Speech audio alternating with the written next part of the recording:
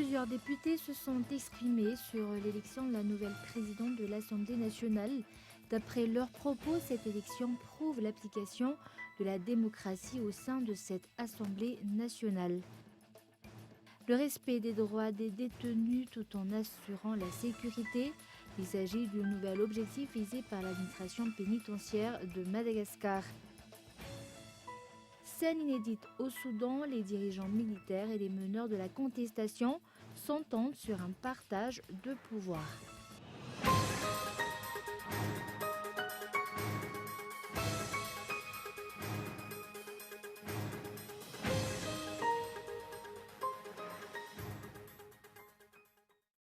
Bonsoir à tous et bienvenue dans cette nouvelle édition du journal en version française sur Cool TV.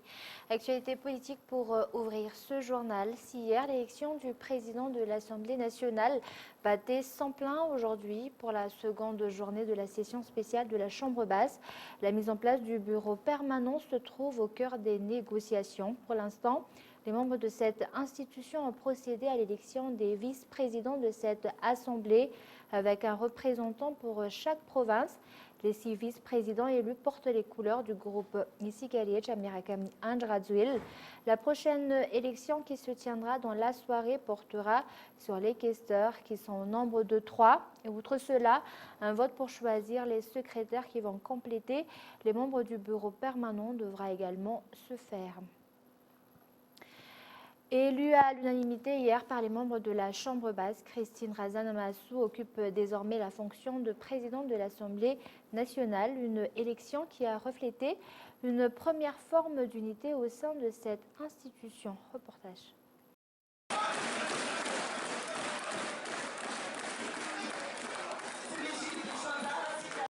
Hier, la candidate Christine Razanamassou, députée du district d'Ambat Finanjan, a été élue à l'unanimité comme présidente de l'Assemblée nationale. Les partis politiques représentés dans cette institution ont ouvertement soutenu ce membre de la Chambre basse, même les députés des partis de l'opposition qui ont voté pour cette candidate. Nous avons ici un candidat unique pensant à l'intérêt de l'Assemblée nationale et rappelons-nous que nous voulons tous redorer le blason de cette institution. Soyons un modèle de démocratie en considérant tant l'opinion de la majorité que celui de la minorité, en apportant des solutions pour le développement du pays. Alors si la candidate Christine Razanamassou est prête à respecter cette démocratie et à considérer la voix de tous, notamment des partis de l'opposition, nous sommes prêts à voter pour elle.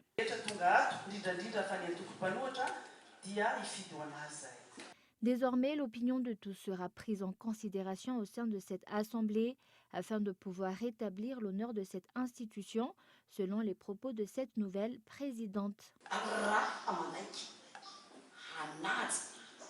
Je suis prête à respecter le statut et les principes de l'Assemblée et de l'État républicain, ainsi qu'à respecter les échanges d'idées. Je vais faire de mon possible pour rétablir l'honneur de cette institution, mais je n'y parviendrai pas toute seule. J'ai besoin de votre aide. Chaque député doit participer au développement du statut républicain afin que chacun puisse être fier du progrès effectué.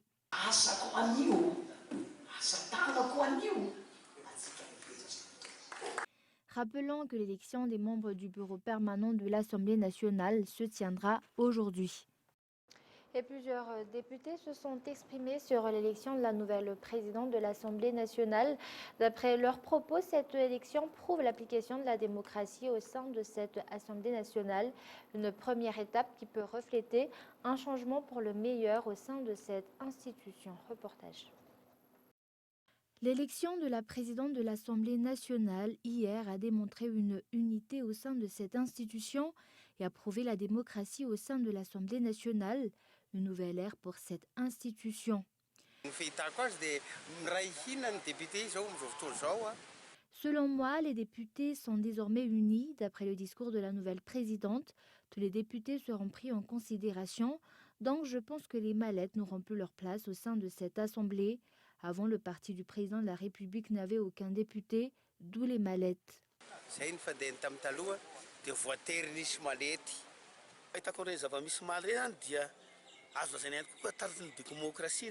Je trouve que cela reflète la démocratie parce que toutes les forces vives ont participé, que ce soit les partisans du pouvoir, les députés neutres ou ceux dans le camp de l'opposition. Tout le monde a eu droit à la parole. Mais ce qui est vraiment important, c'est que tout le monde s'est mis d'accord, puisque même les députés de l'opposition se sont mis d'accord pour soutenir Christine Razanamassou pour devenir président de l'Assemblée nationale. Aujourd'hui, au cours de la matinée, une porte ouverte a été organisée afin de faire connaître à chaque député leurs responsabilités ainsi que le système et les procédures à suivre et à respecter au sein de cette assemblée. Et sur un tout autre sujet, chaque année, le Fonds mondial investit près de 76 millions de dollars pour lutter contre le VIH-Sida, le paludisme et la tuberculose à Madagascar. Cette fondation exige en contrepartie une transparence dans la gestion de ce financement. Dans cette optique, un atelier a été organisé aujourd'hui à Anous par Transparency International et le CCM pour ses membres et partenaires. Reportage de Yves Richard. Le Fonds mondial consacre environ 76 millions de dollars par an pour financer la lutte contre les épidémies du VIH-Sida, du paludisme et de la tuberculose à Madagascar. Malgré les progrès notés pour une meilleure prise en charge des malades, des anomalies sont encore constatées par rapport à l'usage du budget mobilisé à cette fin. Les conflits d'intérêts, par exemple, peuvent déjà être considérés comme une forme de corruption. On constate également des détournements de fonds, des abus de pouvoir. Il arrive que le budget consacré à un projet soit utilisé autrement. La lutte contre la corruption et la fraude dans la gestion de la subvention provenant du Fonds mondial est insuffisante. Le manque d'informations par rapport aux différentes formes que peuvent revêtir la corruption dans ce domaine fait partie des lacunes notées, raison pour laquelle une session de partage sur la lutte contre la corruption et la fraude dans la gestion des subventions a été organisée aujourd'hui à Anous par le CCM et Transparency International. Le but de cet atelier est de lutter contre la corruption et la fraude dans la gestion du financement accordé par le Fonds mondial, puisqu'il s'agit d'une subvention importante, notant que cette subvention est non remboursable. Chaque année, près de 4 milliards de dollars sont mobilisés et investis par le Fonds mondial dans une centaine de pays pour accélérer la fin des épidémies du sida, de la tuberculose et du paludisme. De 2002 à 2016, ce financement a permis de baisser d'un tiers le nombre de décès dus au VIH-Sida, à la tuberculose et au paludisme. Plus de 17 millions de personnes ont reçu un traitement antituberculeux et près de 795 millions de moustiquaires ont été distribués dans le cadre de la lutte contre le paludisme. À Madagascar, ce don a permis de financer la mise en place de près de 200 centres de dépistage et de soins dans toute l'île, ainsi que l'organisation de campagnes de sensibilisation par rapport au sida auprès d'une catégorie de personnes telles que les prostituées et les drogués situés entre 15 et 24 ans. Et comme nous l'avons annoncé dans les titres, le respect des droits des détenus tout en assurant la sécurité. Il s'agit du nouvel objectif visé par l'administration pénitentiaire de Madagascar. Plusieurs problèmes, à l'exemple de ceux liés aux équipements ou encore aux infrastructures, font barrage au développement du milieu carcéral. Reportage. Le respect des droits des détenus tout en assurant la sécurité, c'est le nouvel objectif fixé par l'administration pénitentiaire de Madagascar. Outre les problèmes liés au manque d'équipements et aux infrastructures à laquelle cette administration a été confrontée au cours de ses 60 ans d'existence, la capacité et le nombre des agents pénitentiaires posent également problème. Le nombre de détenus à Madagascar atteint les 24 000 alors que le nombre d'agents pénitentiaires tourne autour des 3 000, ce qui crée un déséquilibre.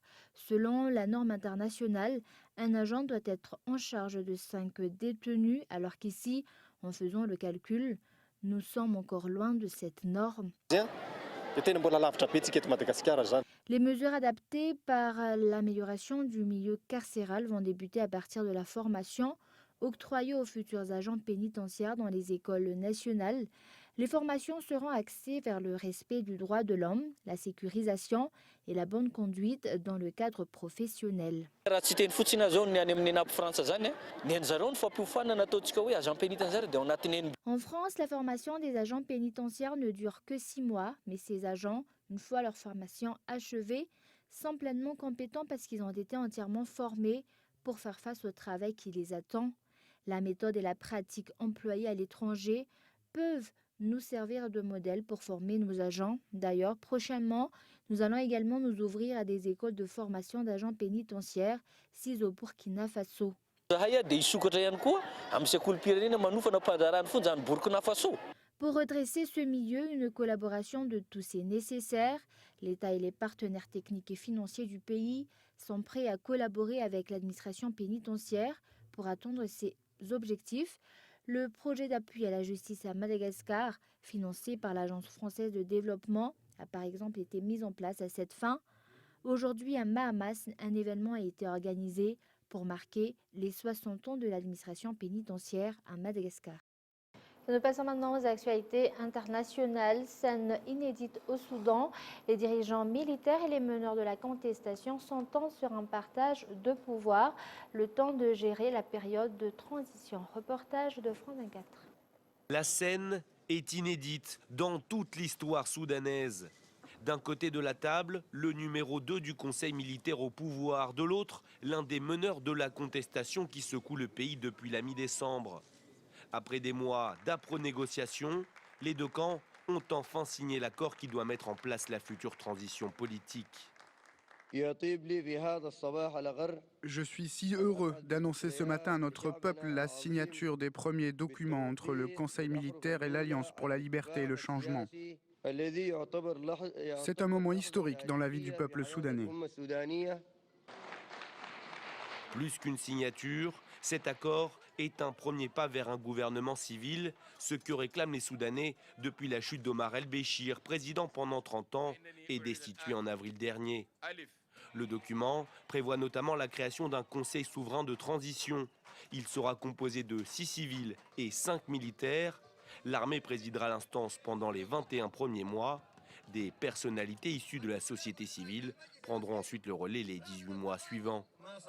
Une question cruciale reste néanmoins toujours en suspens. Elle sera étudiée cette semaine.